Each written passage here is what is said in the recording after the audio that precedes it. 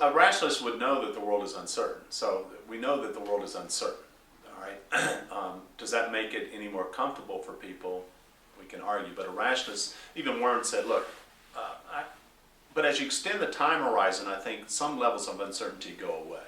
So Warren said, if you ask me to predict the stock price of Coca-Cola in 6 months from now, it's highly uncertain. If you ask me to think about the Coca-Cola business 10 years from now, I'm highly certain of how it looks. So one is about horizons, and how you think about that.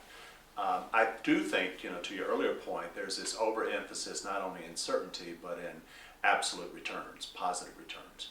And here again, the rationalist would say, it really doesn't matter what the price is doing, plus or minus, as long as I have a good economic investment that's growing its intrinsic per share value at a very good rate over time.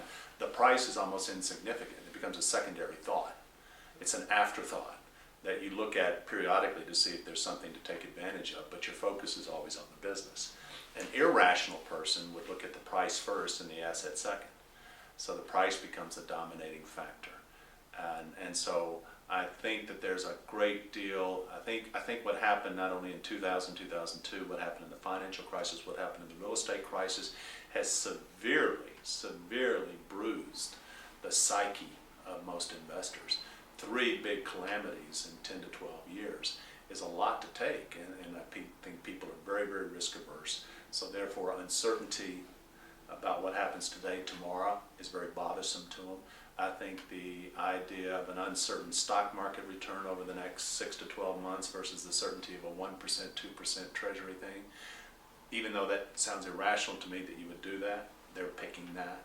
So people are being irrational about that, but in some ways I can not excuse it, but understand it. I can understand why there are more irrational people today than there might have been, 10 years ago, 15 years ago. But uncertainty is always there. So it's always going to be there. But the rationalist basically can look at that uncertainty and say, well, I don't know what's going to happen 6 to 12 months from now, but I have a pretty good idea of the company that I own, what will happen over the next 3 to 5 years, and that's what I'm focused. That's what the rationalist would do. The irrationalist would basically not think so much about the company and be obsessed by the price and looking at the stock price.